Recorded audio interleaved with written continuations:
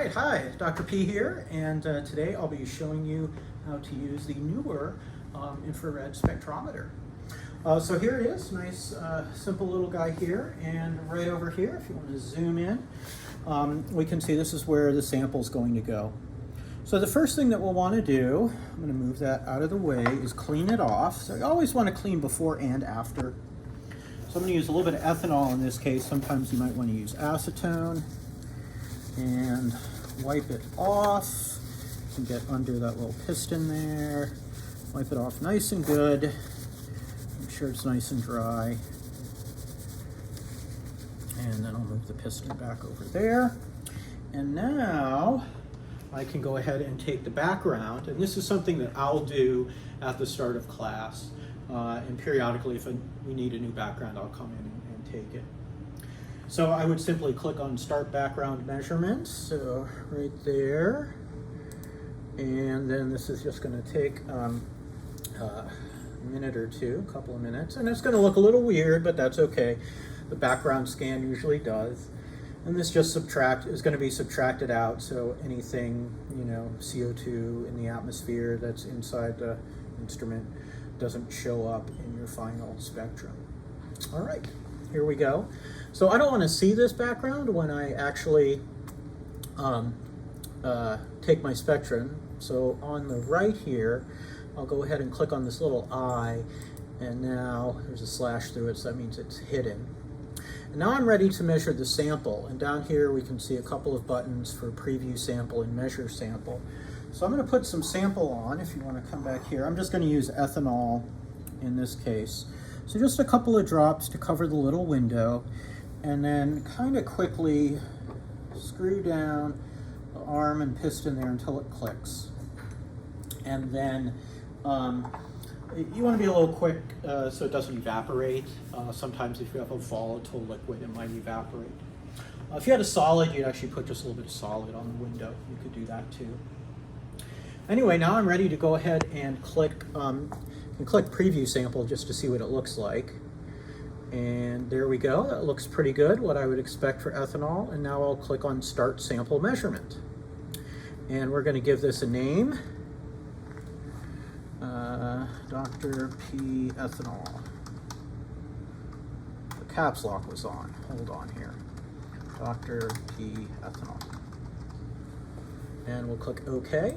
And now it will go ahead and take the scans. And this one does fewer scans than the old one. That's just the way it's set up. It means it's faster. So I think you can, you'd probably cycle through using this with other students a little faster. And the spectra look a little nicer too. They get better signal to noise. Printout isn't quite as nice. It's kind of small, and I'll show you that in just a minute. But anyway, here we go. Here is the spectrum. And now I want to go up to Identify and Find Peaks. And now here I've got these little bars that I need to click and drag. So I have to click right on the bar and drag over my cursor. And this is going to set the region that I'm going to find the peaks. And then the horizontal bar, I want to drag that up to the level at which it'll pick the peaks. And there we go. So now it's going to give me my wave numbers for my peaks. Now I'll click on Save in the lower right here. And now I can go to File and Create Report. And I have to do this in order to get it to print. I'll choose the one that has the peaks on it. It says Peak Table, and I'll click Create. And now we've got the window for printing, and I still haven't figured out how to change the default printer, so you actually have to click on LaserJet Pro here, and then it'll automatically print. Then, down here,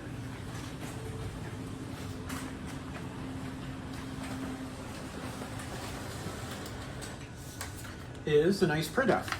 And you can see it's kind of small compared to the larger ones, the landscape version that the old one prints out, but it does have all the peak locations, I should say, all the wave numbers there.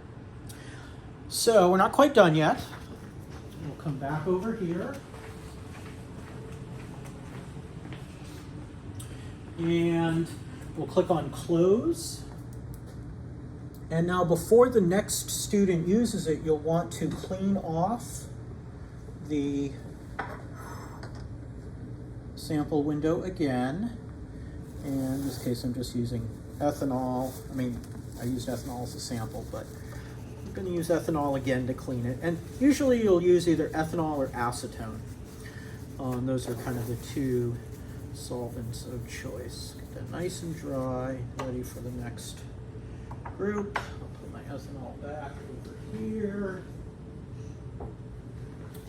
And then the last thing I want to do is go over to where I can choose my spectra, right click, and go to clear all. And now everything is clear and ready for the next student to use. And so that is how to use the newer IR spectrometer. Hopefully we'll be getting another one of these in the spring, maybe halfway through the spring. And we'll have lots of IR fun. Anyway, until next time, this is Dr. P. See you later.